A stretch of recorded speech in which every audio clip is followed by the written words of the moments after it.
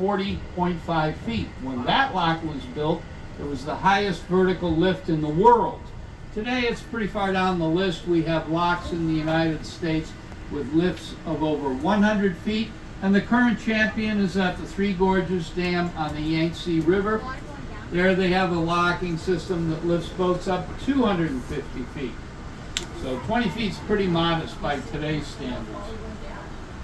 Now notice the gates in front of us are in the form of a shallow inverted V. These are called miter V lock gates. The Chinese invented pound locks around 800, but for once they didn't get it right. Excuse me. They made their lock gates the exact width of the chamber, and as a result, after about 4 feet of water depth, the pressure would force the gates open in the wrong direction.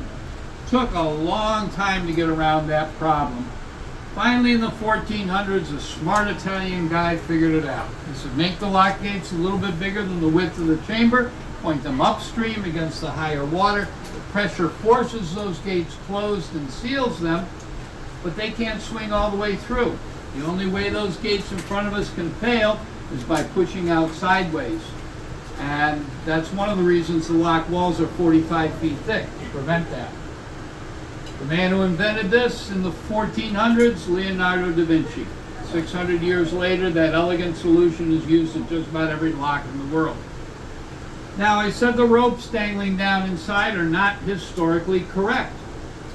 Until the 1960s, we had 6 lock keepers at each lock, 3 on each wall, 24/7. We had a lot more commercial traffic. Out the back. But as the commercial traffic